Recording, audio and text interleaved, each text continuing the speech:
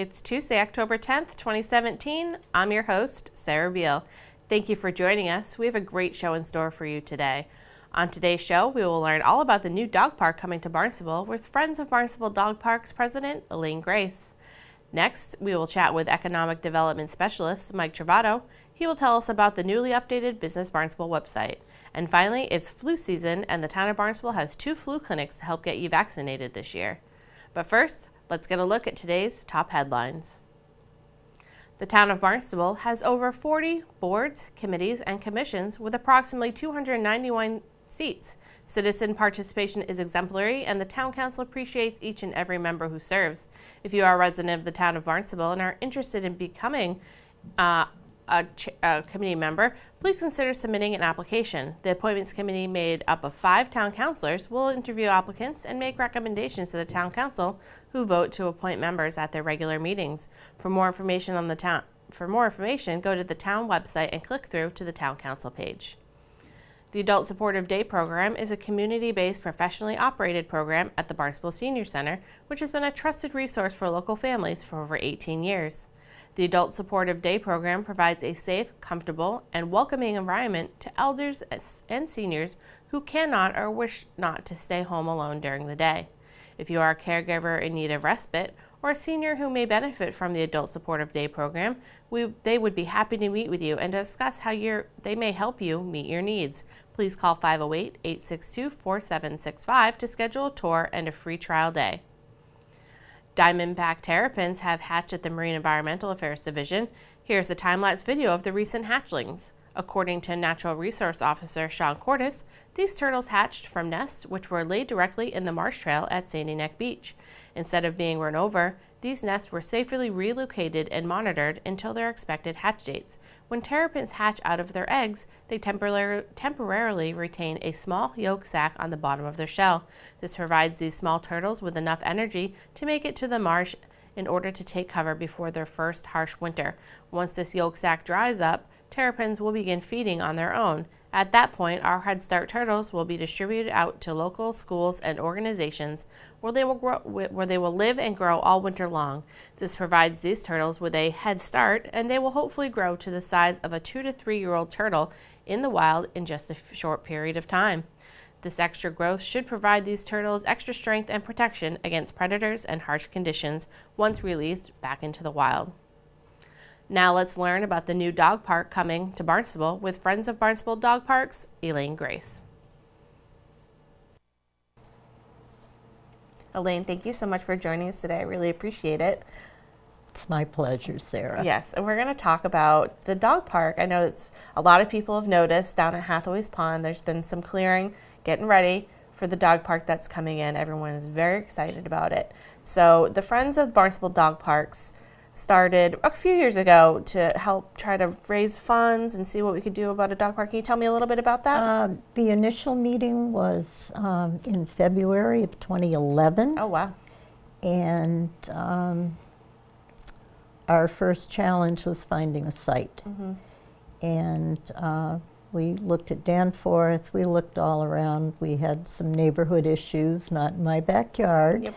Gotta admit that. And we've discovered the property on Finney's Lane next to Hathaway's, and it seemed agreeable to everybody, including the current town councilor, Ann Kennedy, and she was very supportive. And so we found a site, we developed bylaws, we incorporated, and then we sat and waited for a while. And in May of 2013, thanks to Patty Machado from Recreation, she gave us some information on Stanton Foundation, which gives grants up to $250,000 to develop dog parks. So we did a proposal and started working with them, and the one prerequisite was the town had to agree to be involved. Mm-hmm. And then we sat and waited a little longer. It's kind of how things go. Yeah, but it's all good. It's all good. And you got a grant from the Stanton Foundation We for the did. full $250,000, which is amazing. That's right there. I mean, that's a good chunk of change to build the dog park. It is, Yeah. and the good part is they also offer a second grant after the first year to go back in and do either maintenance or additional work. I know some of the other dog parks in Massachusetts have gone back and done additional parking or additional fencing, or one of the things is shade structures. Most people didn't think about shade. Yeah, there's always stuff that comes up after the fact that you think of. Once something is open, you go, oh, we should have done this, or oh, it'd be great if we could do that. So that's great that they offer that, you know. Stanton also did a seminar last year for people who are in the process, people who had already done it. And it was kind of a best practices, and we went with Lynn Poyant and Keith McKenzie, Betty, who was the town architect at the time, and we learned a lot about design and what to do, what not to do. Yep. And one of the good things we learned there was Agawam put a walking trail around the park. So if you have a dog that's a little reluctant to go right in, you can kind of walk them around the perimeter. And the other thing is you can put your dog in and you can walk. Right. And I think Agawam actually paced it off, so it's, you know, so many times around equals a mile. Oh, that's so, cool. Yeah. Yeah. So you guys had a part in the design process. We did. Which we is did. awesome. Are there some things that you're looking forward to people seeing in the dog park that, like you said, like the walking track? I think we're trying to keep as many trees as we can. One of the things, one of our committee members would like to see would be like a wooden bench, maybe around some of the shade trees, so you can sit. Yeah. Mashpee has stone, and the only problem they're having is the dogs get up on the stone and then they pee on the trees. Yeah. So we're thinking, you know, some space between the tree and the bench. Yeah. That'd probably be a good idea. Yeah. So it's a process Yeah. of learning best practice. They're doing it again this year, and I think Lynn is going again. Yeah.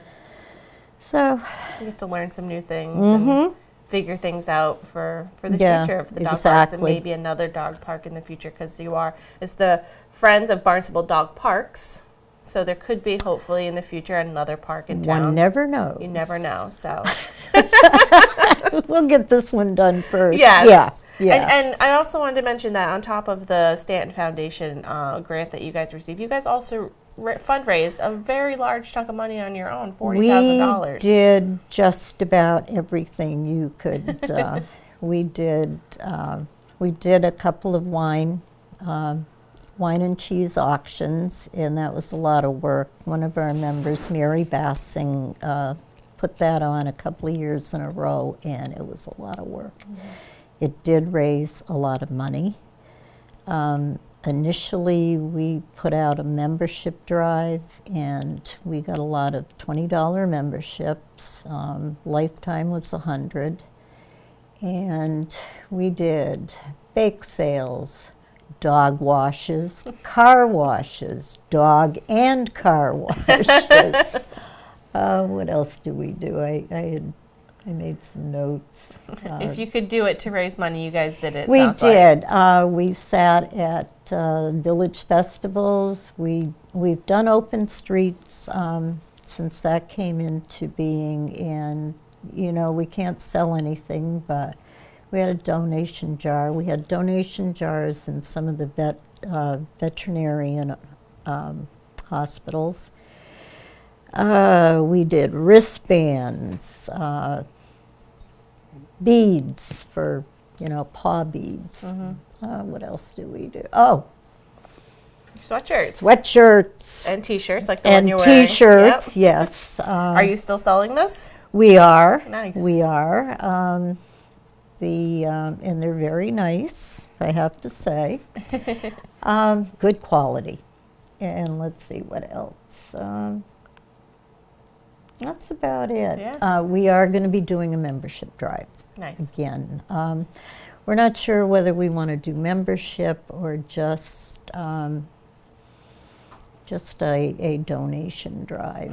We haven't quite figured that out. Yeah. And because we are going to need to replenish the treasury for ongoing maintenance. And let's see, what else?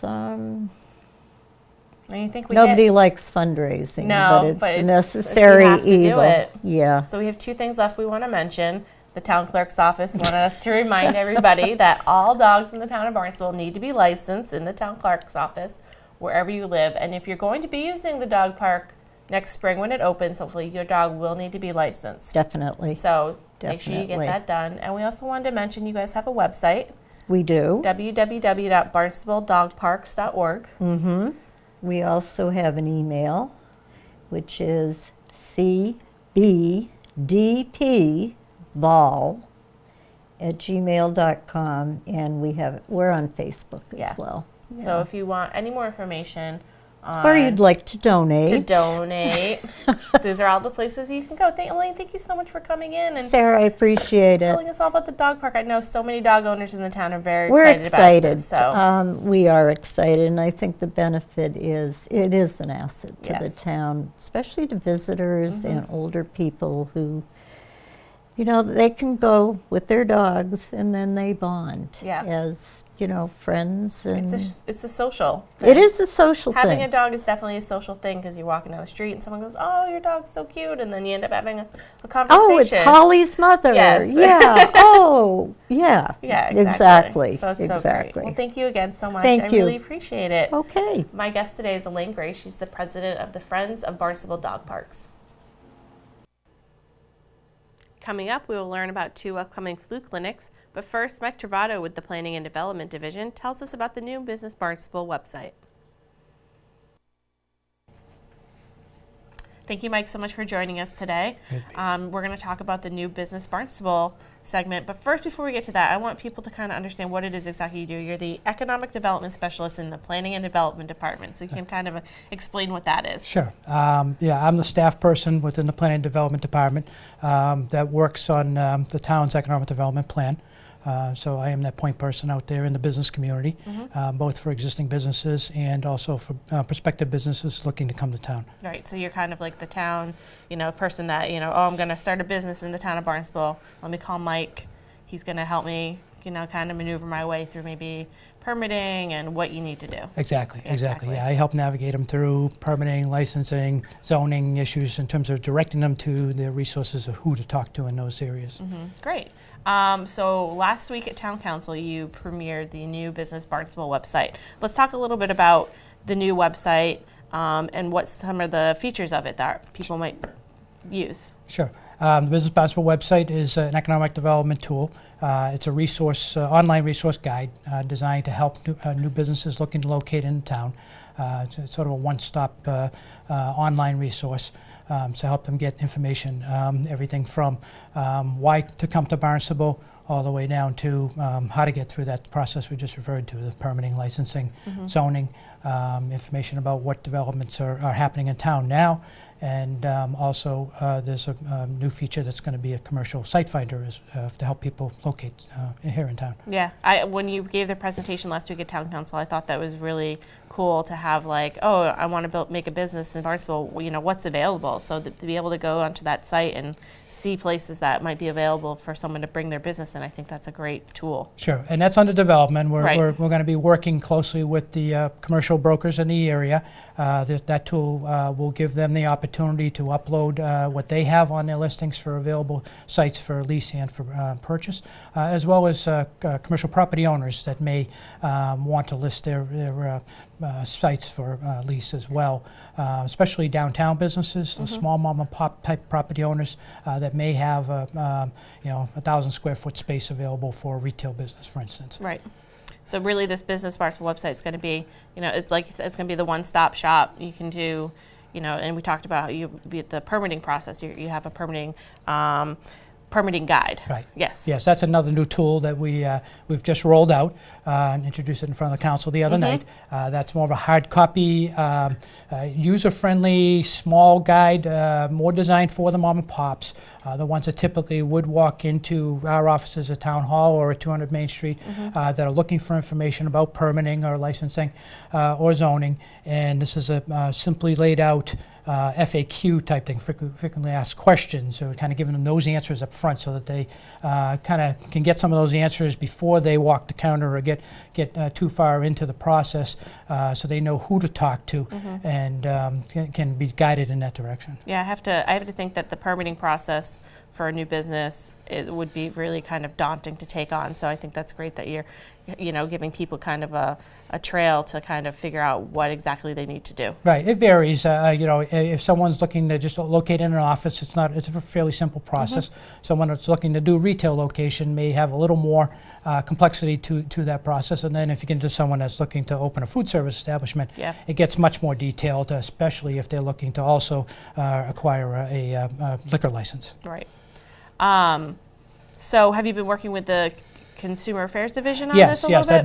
This guide and the website as well are collaborative efforts between our department and all the regulatory services divisions, as well as the building department. We've got health, licensing, and conservation have all weighed in on this and helped give us guidance on this in addition to the planning department, and as well as the clerk's office, because the town clerk is involved as well from the standpoint of business certificates. Yeah, it's a big process, and there's many departments involved, so I think that's great that it was a collaborative effort to bring this together. So businessbarnstable.com is the website. It's actually Business Barnstable. Oh, it's businessbarnstable.com. I'm sorry. Okay. I'm right. You are right. I'm sorry. And I know the town has taken kind of not a turn, but they're trying to be more business friendly. Is that the main goal with this whole businessbarnstable.com website, and trying to streamline things for people? Yes. It's to make things easier for people, but at the same time, really put the word out there that Barnstable is open for business. Yes. So both these guides certainly speak that in volumes. Great. Well, thank you, Mike, so much for joining us today. I really Great to be appreciate here. it. Mike Travato is the Economic Development Specialist in the Planning and Development Department. You can find out more information by visiting www.businessbarnstable.com.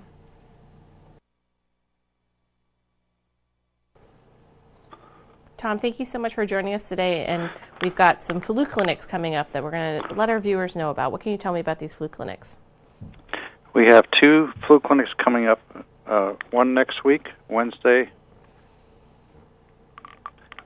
October 11th from 9 a.m. till 11 a.m., and the second clinic is Wednesday, November 8th from 3 to 5 p.m. Both are held at the St. George Greek Orthodox Church in Centerville on Route 28. I know that the fee is $3 and it's for Barnstable residents only. If someone is a resident of another town, could they pay more, or is it just only Barnstable residents? We don't charge any more. If someone, for example, if they say, "Well, I work in Hyannis," and we will probably accommodate them anyhow. So it's don't worry about that. Okay, great. If they're unable to go to their own town, we can work with them. The fee is the same. Wonderful. And what can you tell me about this year's flu shot? I know before we started the interview, we talked a little about how they update the flu shot about 2 times a year. What should we know about this year's flu shot that we'll be offering here in the town of Barnstable? This year, the chosen strains are H1N1, H3N2, and type B strains. And this year we have a quadrivalent, which contains everything that's recommended by the World Health Organization for this part of the country. So we're well prepared. We have enough vaccine, and it's the vaccine that's recommended by the Centers for Disease Control and the World Health Organization. That's wonderful. Where do the nurses come from that come out and help you? Because I know there's only one town nurse, and I can't imagine she's giving all of the shots. Right. She contracts every year with we try to get 9 to 10 nurses every year that are hired and paid by the hour. Local nurses that work. You might see them at the Cape Cod Hospital and other places in the area that work as nurses, but they're under contract with the town. That's great. So if people want to come down, there's the 2 flu clinics. One's next Wednesday, October 11th from 9 to 11. Drive through, or you can go into the Greek Orthodox Church over there in Centerville. And the same thing on November 8th from 3 to 5 p.m. in the afternoon. Anything else you'd like to let our viewers know about? No, if they have any questions, feel free to call the Health Division office at 862-4644. Okay, great. Thank you, Tom, so much for joining us today. I really appreciate it. You're welcome. Thank you. Have a great day. You too. Yeah, Bye. Bye-bye. My guest today is Director of Health, Tom McKean. Now let's get a look at this week's community calendar.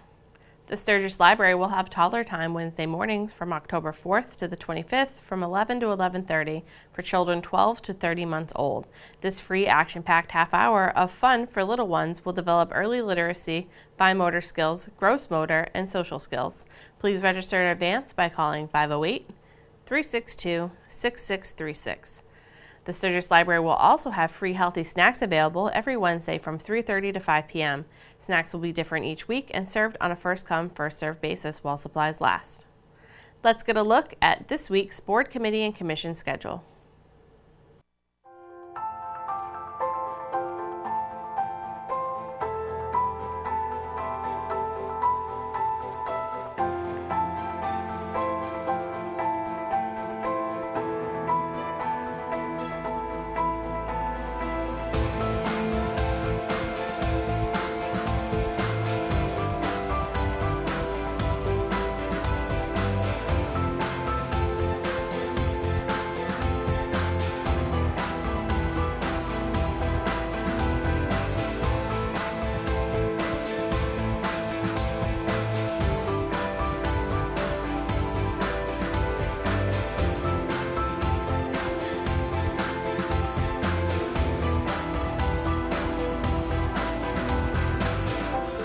Thanks for joining us today. We'll be back tomorrow with another great show for you. For Barnstable Today, I'm Sarah Beal.